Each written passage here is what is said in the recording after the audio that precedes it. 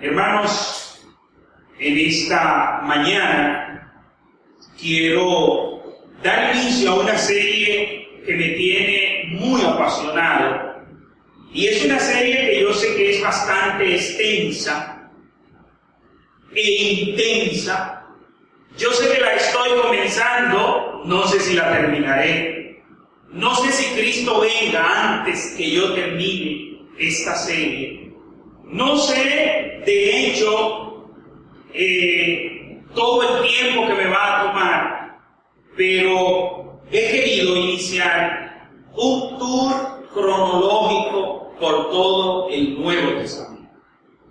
Y sé que es una empresa muy ambiciosa, sé que es algo muy pretencioso, pero con toda humildad yo quiero hacer esto. Como dice Lucas en su Evangelio, en el capítulo 1, desde el versículo 1 al 4, allí él da la razón de por qué inicia este Evangelio. Dice: muchos han emprendido la tarea de escribir la historia de los hechos que Dios ha llevado a cabo entre nosotros, según nos la transmitieron quienes desde el comienzo fueron testigos presenciales y después recibieron el encargo de anunciar el mensaje. Y dice Lucas: yo también, excelentísimo Teófilo, lo he investigado todo con cuidado desde el principio, y me ha parecido conveniente escribirte estas cosas ordenadamente, para que conozcas bien la verdad de lo que te han enseñado.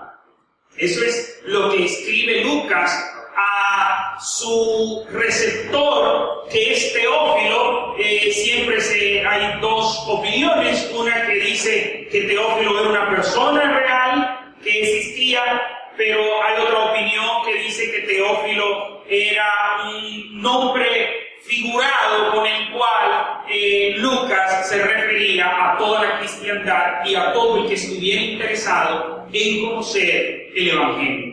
Hay elementos que se dan aquí, y es que se ha hablado bastante, muchos han emprendido esta tarea de hablar el Evangelio de la cruz, de predicar el Evangelio de la cruz, y dice Lucas, y yo con él, yo también he querido investigar cuidadosamente, yo también he querido compartir. Y es precisamente lo mismo que dice Lucas aquí lo que yo quisiera hacer, y es hacer una presentación cronológica. Él dice una presentación ordenada de las cosas. Y ese es mi intento, ese es mi deseo, y por eso, mis hermanos, les ruego que oren por mí. Más les conviene que oren por mí, porque entiéndase que si no hago un buen trabajo, es algo en desmedro del ministerio, pero también está en desventaja para ustedes. Si el Señor en su amplia misericordia me concede hacer un trabajo bueno en la exposición de su palabra, el nombre del Señor es exaltado, que es lo que buscamos siempre, pero ustedes son bendecidos a través de una buena predicación. ¿Y qué dice el último versículo? Dice: para que conozcas bien la verdad de lo que te han enseñado. Fíjense que el propósito es volver a remarcar en la vida de Teófilo, el propósito de Lucas. Mi propósito en este inicio es también volver a remarcar esto que hemos aprendido a través de un análisis cronológico. Y para hacer inicio de este análisis cronológico del Nuevo Testamento, basándonos exclusivamente en lo que presenta la Biblia, el primer evangelista que queremos tratar, el primero que habla de manera, yo diría, en un análisis retrospectivo, un análisis yéndose más atrás, el que creo que hace un análisis más hacia atrás es el apóstol Juan. Juan en su evangelio es quien nos presenta un inicio más retrospectivo. Y veamos lo que nos dice Juan en su evangelio, Juan capítulo 1, versículos 1 al 3. Vamos a estar analizando. Y en estos 3 versículos iniciales vamos a ver qué nos presenta Juan allí.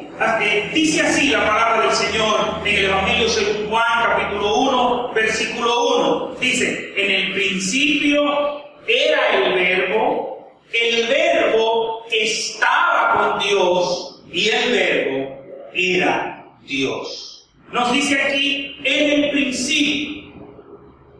Esta expresión hay otro libro de la Biblia que también la da, y es el libro de Génesis. El libro de Génesis inicia exactamente con esta frase. En el principio, y sigue diciendo, creó Dios los cielos y la tierra. Génesis 1:1. Aquí Juan dice, en el principio era el Verbo, y el Verbo estaba con Dios y el Verbo era Dios. En el principio. ¿Qué significa esta frase de en el principio? Lo mismo que significó al escribirse el Génesis es lo mismo que significa aquí en Juan. ¿Qué es lo que nos está presentando el evangelista Juan? Juan nos está diciendo, antes que existiera todo, eso es lo que significa en el principio. ¿En el principio de qué? En primer lugar, en el principio del tiempo. El tiempo no es eterno. Solo Dios es eterno. Por eso, cuando habla en el principio, nos está diciendo que comienza la cronología, es decir, se comienza a medir en el tiempo. Porque ¿para quién es el tiempo? Para los seres creados. Dios no es medido en el tiempo, porque Dios no cabe en el tiempo. Dios es infinito. Por eso Juan está diciendo, en el principio, cuando se hizo el tiempo, cuando se hicieron los cielos y la tierra, y todo lo que en ellos estaba creado, en ese entonces ya existía el Verbo. En ese entonces ya existía el Verbo. Qué interesante, mis hermanos, porque Juan aquí nos está diciendo que el Verbo no fue creado. Es importante este elemento. Es importante que tomemos en consideración este elemento. De hecho, lo que nos sigue narrando es que Él estaba con Dios desde el principio. Todas las cosas por Él fueron hechas. Y nada de lo que existe fue hecho fuera de Él. Es decir, todo lo que existe lo hizo Él. En el principio era el Verbo. Y sigue diciendo que esta existencia del Verbo, cuando nos dice era el Verbo, no nos está dando a entender como que en ese entonces era, pero que ahora no es. La traducción en lenguaje actual hace mejor esta traducción y dice, antes de que todo comenzara, ya existía aquel que es la palabra. De lo que nos está hablando en esta expresión es la preexistencia de Cristo. Cristo existía antes que todo, mis hermanos. Y si vamos a narrar, y si vamos a analizar la narración del Evangelio, el Evangelio comienza en un periodo de la historia del cual hacen 2000, alrededor de 2000 años, un poquito menos de 2000 años. Inicia lo que es la predicación del Evangelio. Pero el nacimiento de Cristo tiene 2017 años. Porque según el error del cura que hizo, el monje, que hizo la cronología, Cristo nace 3 años antes de Cristo. Es como contradictorio, pero para no fechar de nuevo, se dejó así, pero hubo un error de 3 años. Pero Juan se está yendo mucho más lejos. Juan se está yendo no solamente mucho más lejos del inicio del nacimiento de Cristo, del nacimiento de Jesús. Juan se está yendo mucho más lejos del inicio de la nación de Israel. Juan se está yendo mucho más lejos del inicio de la creación. Es decir, Génesis, que es el primer libro de la Biblia, que se encarga de narrar lo más antiguo. Génesis es, pudiéramos decir, más actualizado en lo que abarca. ¿Por qué? Porque Juan está diciendo, antes que todo eso, ya existía el verbo, ya existía la palabra. Y dice, y el verbo estaba con Dios. No solamente existía, estaba con Dios. Pero, ¿cómo era esta existencia con Dios? ¿Cómo era que Él estaba con Dios? Había una relación estrecha. No era que el verbo estaba con Dios, dando a entender de que el verbo conocía a Dios. No está dando a entender allí que el verbo sabía dónde estaba Dios. No era que el verbo de cuando en vez iba y visitaba la casa de Dios. No era que el verbo tenía algún conocimiento de Dios. No, había una relación plena, había una relación estrecha, había una relación íntima con Dios. Y el mismo Jesús nos lo dice en el Evangelio según Juan, en el capítulo 17, versículo 5. ¿Qué dice Jesús al Padre? Y ahora, Padre, dame el poder y la grandeza que tenía cuando estaba contigo antes de que existiera el mundo. ¿Qué está diciendo Jesús? Señor, antes de que existiera el mundo, ese poder y esa grandeza, esa relación que había entre nosotros, vuelve a restaurar esa relación.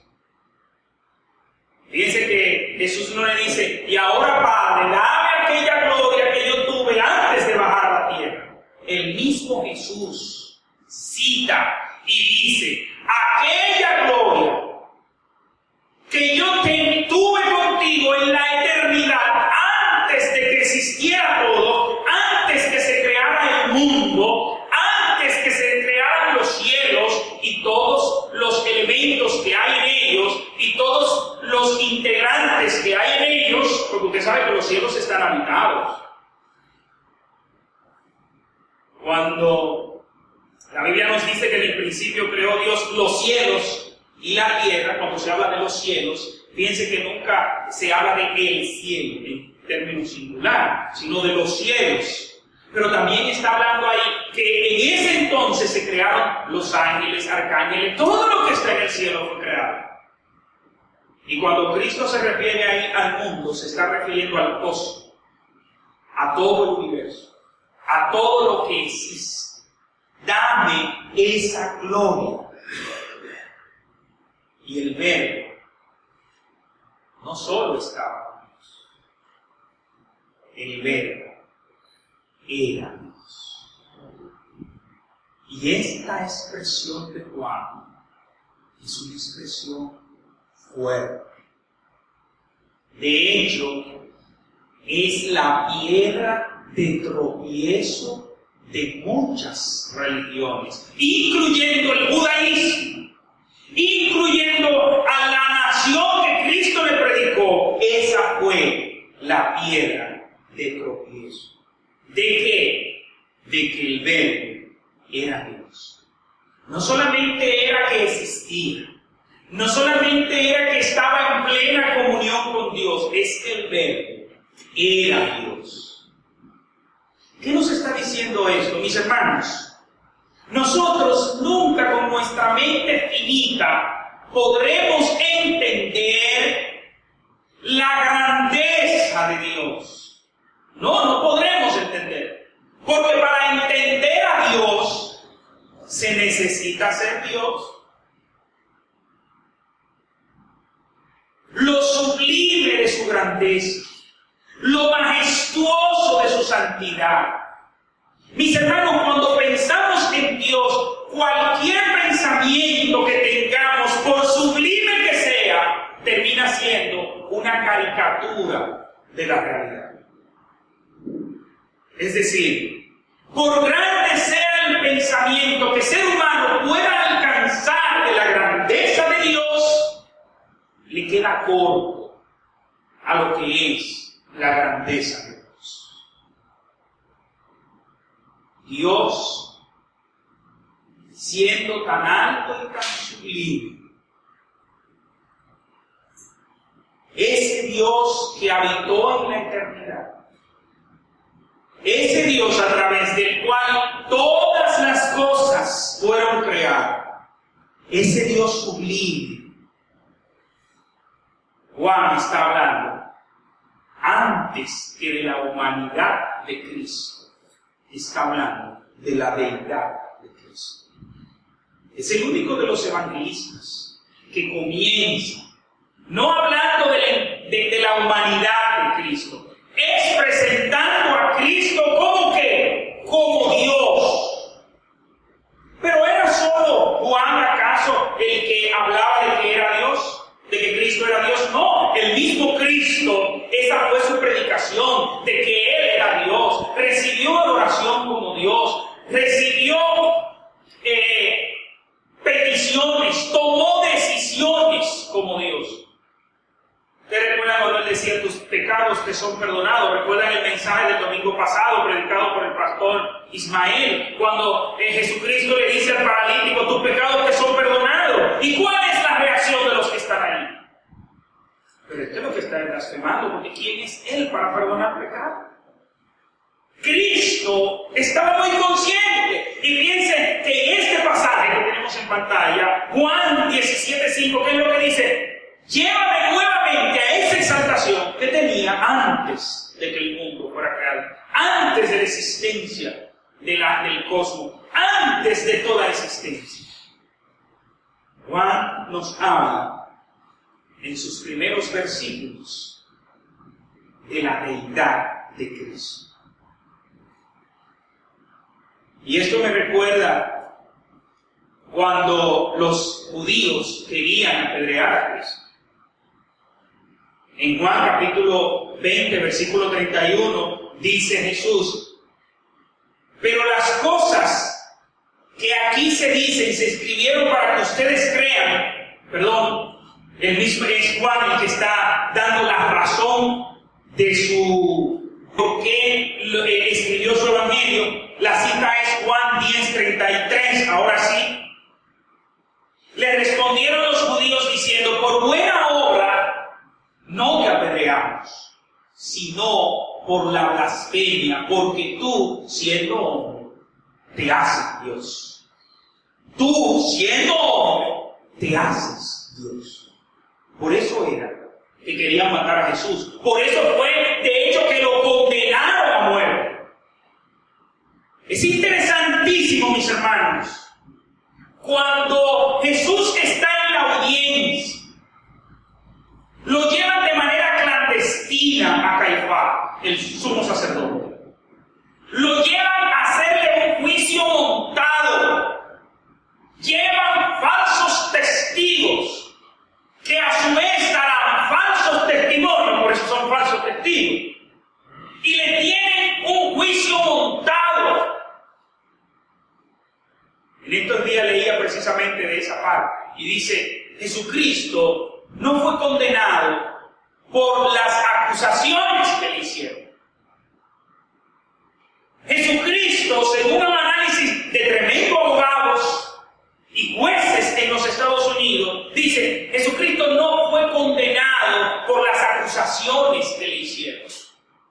No fue porque Él dijo que destruiría el templo, no. hablaremos de eso. Jesucristo fue condenado por su confesión. Y le pregunta a Caifás, ¿eres tú el Cristo? ¿Y qué le dijo él? Tú lo has dicho. Pero ese tú lo has dicho, ¿qué significa? Así es. En el contexto nuestro, es una expresión idiomática judía cuando ellos decían tú lo has dicho. Es una afirmación. Cristo le está diciendo a Caifás, sí, lo soy. ¿Y qué hace Caifás inmediatamente? Rasga su vestidura. Al sumo sacerdote no le era permitido rasgar su vestidura por cualquier cosa. Al sumo sacerdote solo le era permitido rasgar sus vestiduras cuando escuchaba una tremenda blasfemia. ¿Y qué es lo que dice el sumo sacerdote? ¡Blasfemia! Porque tú, siendo un hombre, te igualas a Dios. Entonces, mis hermanos, Cristo es condenado porque afirmó ser Dios. Eso fue lo que condenó a Cristo. Las otras acusaciones se caían, no tenían sentido. Y el mismo Cristo afirmó ser Dios. Y luego, ¿qué dice en Mateo, capítulo 27, versículo 43? Confió en Dios, líbrelo ahora si le quiere, porque ha dicho, soy hijo de Dios. El mismo Cristo fue el que se confesó ser hijo de Dios, y por eso es que Juan está presentando su evangelio, y en esta presentación de su evangelio, él comienza hablando de la deidad de Cristo. Ustedes saben que según los eruditos, el último evangelio que se escribió fue precisamente el de Juan. Y Juan dice, ahora sí, la cita que daba anteriormente, Juan 20:31.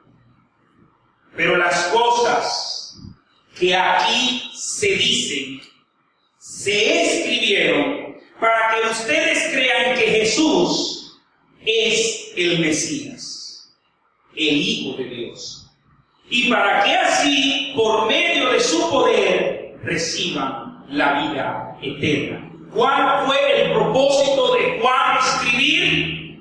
Demostrar que Jesús era el Cristo.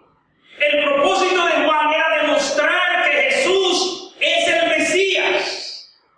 Y por eso Juan comienza hablando de que Jesús es Dios.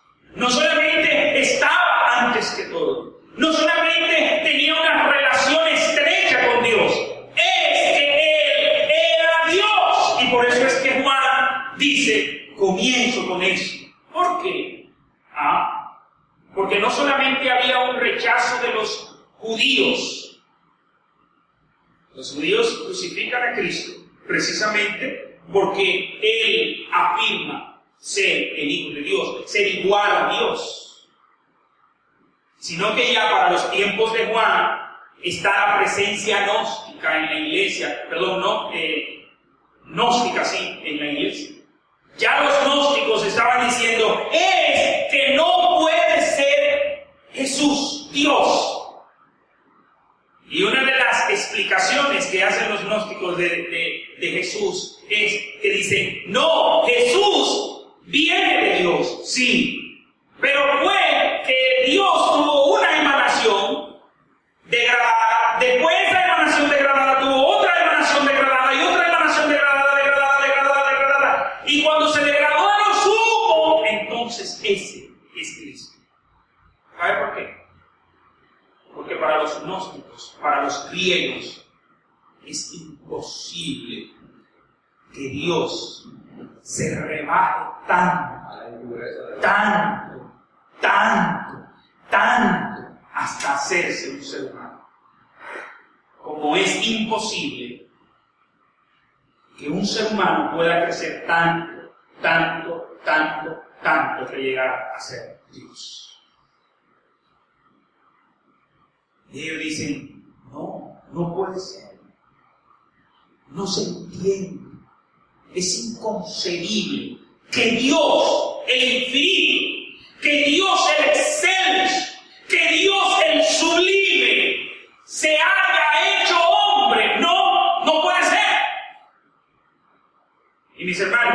No solamente fueron los judíos en ese entonces, no solamente fueron los gnósticos luego con sus enseñanzas heréticas, no solamente han sido varias religiones, todavía hoy por hoy tenemos religiones que dicen no, es que Jesús no puede ser hijo de Dios, Jesús no es Dios. Esa es la expresión de los musulmanes. Los musulmanes no tienen problema en recibir a Jesús como un profeta más. Los musulmanes no tienen problema en recibir a Jesús a la altura de Mahoma. Ellos dicen, Alá es Dios. Mahoma, su profeta. Jesús, un profeta también. ¿Y qué dicen los testigos de Jehová? Que de eso sí lo tenemos plagado en el país. Para los testigos de Jehová, no, Jesús no es Dios. De hecho, en la traducción de los testigos de Jehová, en esta parte donde Juan dice que era Dios, los testigos dicen era como un Dios, y lo ponen en minúsculo. Eso es para que ustedes vean cómo esta doctrina de la deidad de Cristo es piedra de tropiezo para muchos. Y así mismo lo dice la Biblia. Será piedra de tropiezo para muchos. La piedra que desecharon los edificadores ha venido a ser ¿qué? Cabeza del ángulo, la piedra principal. Cristo, mis hermanos, Cristo, su deidad, es un tema que nosotros debemos estudiar, debemos apasionar. No solamente para que cuando venga alguien y nos pregunte, no, es para que nosotros nos hagamos la idea del amor de Cristo. Como dice una canción cristiana, no puedo entender que siendo Dios, tuvo compasión y me miró. Yo tan necio como soy, y Dios sublime y sano. El misterio de la cruz no lo puedo entender. Miren, mis hermanos, cuando hay personas que me hablan de cosas, no, yo no estoy de acuerdo con el cristianismo, porque yo recuerdo que había alguien que me decía, no, porque ¿cómo es eso que Dios a un delincuente, si se arrepiente, lo perdona? Pero eso es una injusticia. Yo eso no lo entiendo, ¿cómo es eso? Yo le digo, mira, hay muchas cosas que yo no entiendo. Ahora, ¿sabe cuál yo no entiendo? Cristo en la cruz. Esa yo no la entiendo. ¿Por qué? Porque ¿cómo es posible que el excelso Dios, el sublime Dios, se haga un ser humano y vaya a la cruz a pagar los pecados que yo he cometido, que un delincuente ha cometido y que tú has cometido? Y aunque ellos digan que es imposible conseguirlo, aunque ellos digan que es imposible que Dios se haga hombre, ¿cuál es la predicación del Evangelio? Juan, capítulo 1, versículo 14. Y aquel Verbo fue hecho carne y habitó entre nosotros y vimos su gloria como el unigénito del Padre, lleno de gracia y de verdad. Habitó entre nosotros. Vimos su gloria, afirma Juan. Y no lo afirma como cualquiera, lo afirma como un testigo ocular. Juan dice, nosotros estuvimos ahí y vimos su gloria. Dios no escatimó Cristo en ser igual a Dios. El misterio de la cruz. No lo puedo entender.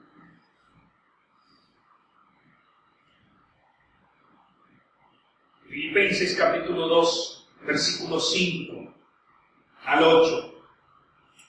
Aunque no lo entendamos, hay una invitación que dice esa invitación: haga pues en vosotros este sentir que hubo también en Cristo Jesús. Él, siendo en forma de Dios, no estimó el ser igual a Dios como cosa a que aferrarse, sino que se despojó a sí mismo. Oigan, tomó la forma de siervo y se hizo semejante a los hombres. Más aún, hallándose en la condición de hombre, se humilló a sí mismo, haciéndose obediente hasta la muerte y muerte de cruz.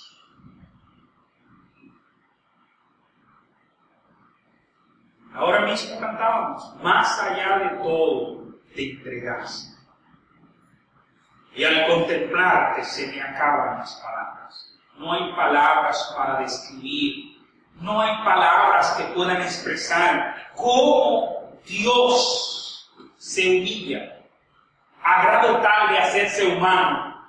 No solo rompiendo esa negación de los griegos, no solo desafiando esa afirmación de los entendidos, se hizo hombre. Pero no vino como esperaban los judíos el Mesías. Los judíos esperaban un Mesías así como Alejandro. Conquistador, aplastante, avasallante. No. De hecho, ¿dónde van los sabios de Oriente a buscar al Mesías? ¿Dónde Herodes? ¿Y quién era Herodes? El rey. ¿A quién buscaban? A un rey que había nacido. No solo se humilló y se hizo hombre, sino que en esta condición humillante de hombre, yo recuerdo que en una ocasión escuchaba a un hermano decir: ¿usted se imagina a Dios que nunca tuvo necesidad de tener que pedirle agua a la mujer samaritana? Tengo sed. Y él dice, y esas son las versiones publicables,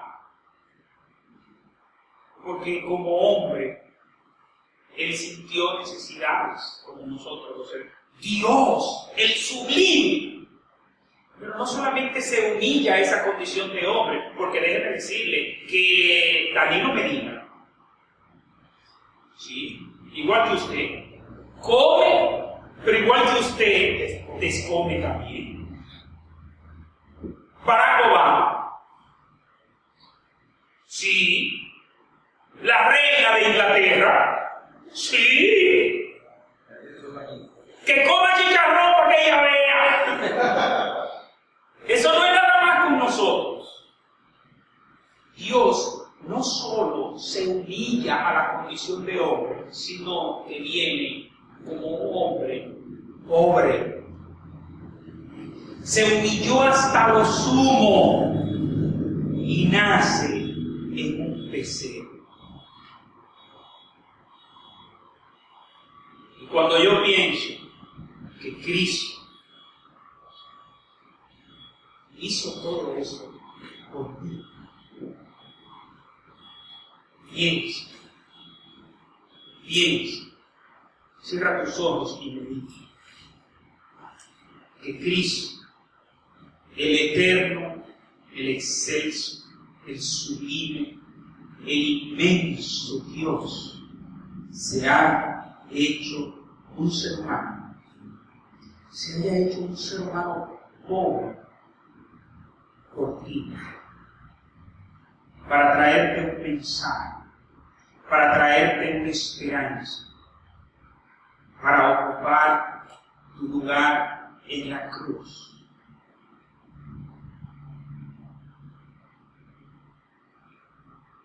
Es difícil entender cómo cantamos. Es difícil entender cómo te diste tú por mí. Tu amor fue más allá de todo.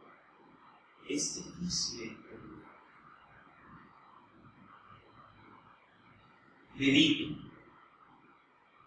¿Qué vas a hacer con el mensaje de que el eterno Dios se hizo hombre y vino a ocupar el lugar de castigo que tus pecados merecen, que tus pecados te llevan a merecer?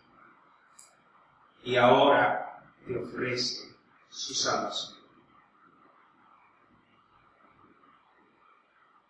Si en esta mañana hay alguien que todavía no haya entregado su corazón a Cristo, al que estuvo en la disposición de darlo todo, al que estuvo en la disposición de venir, no se aferró a que Él era Dios y decir, no, yo no, lo dejó todo, su grandeza, su majestuosidad,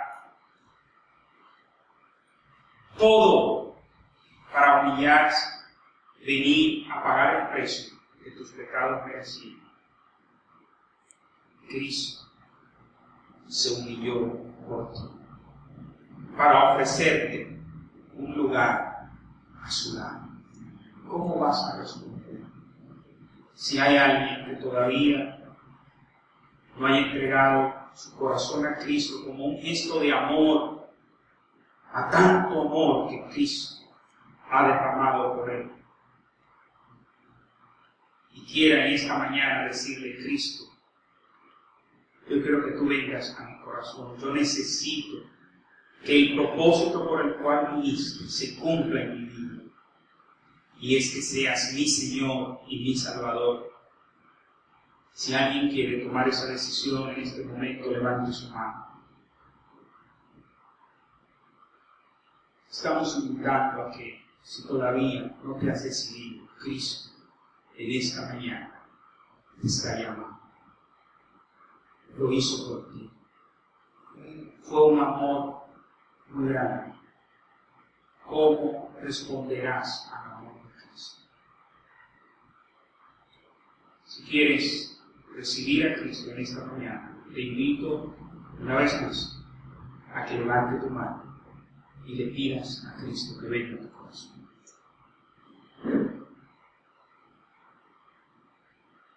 Efesios capítulo 2, versículo 5 nos desafía a nosotros. Haya pues en vosotros este sentir que hubo también en Cristo Jesús. Él, siendo Dios, no escatimó el ser igual a Dios como cosa a que aferrarse, sino que se despojó a sí mismo. Tomó la forma de siervo y se hizo semejante a los hombres.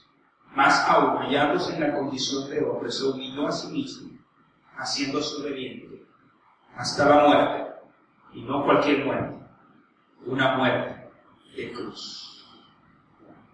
Dios dejó su grandeza, Dios dejó su trono sublime.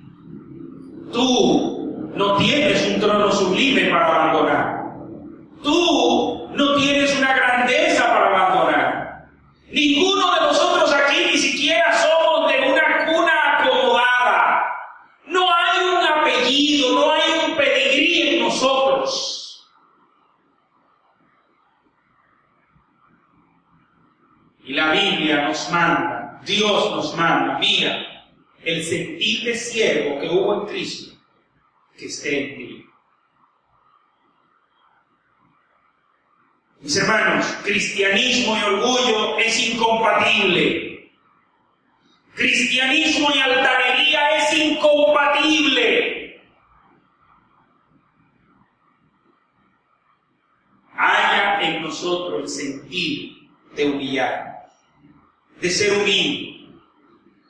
Que tengamos esa actitud de ser humilde como Cristo lo hizo. El santo y sublime Dios se hace hombre, lo hizo por ti, y ahora te dice que seas humilde. Y ahora te dice que tengas la misma actitud que Él tuvo. ¿Cuál? El de humillarse, el de hacerse siervo obediente. Mis hermanos, ¿qué cosa podrá Cristo pedirnos que sea demasiado grande? ¿Qué cosa podrá Dios pedirnos que sea demasiado grande? y que nosotros no nos llegue a la mente ese evento. Siendo Dios, se hizo humano. El excelso y sublime Dios. Quiero terminar como terminamos con la última canción. Usa mi vida, oh Señor, como lo quieras tú, y que sea siempre mi canción, mi gloria eres tú. Que de esa misma manera nosotros no solamente cantemos, sino que vivamos humilde. Porque si había alguien que podía gloriarse de algo, era Cristo. Porque Él es Dios. Pero prefirió dejar esa grandeza y venir y humillarse. Nosotros no tenemos que dejar ninguna grandeza, porque ¿cuál es la grandeza que tenemos? Ninguna. Más que la que el pecado nos hace creer que tenemos. Sí, mis hermanos. No tenemos ninguna grandeza. Pero a veces nos creemos que me ofendieron, me ofendiste. Y a veces tomamos una actitud ilusoria. Y el grande y sublime que se humilló nos dice: mantengan la actitud que yo tuve. ¿Cuál? La de ser humilde. Usa mi vida, oh Señor, como lo quieras tú, y que sea siempre mi canción, mi gloria eres tú. Siempre que escucho esa canción, tengo que detenerme en esa parte ahí. Usa mi vida, oh Señor,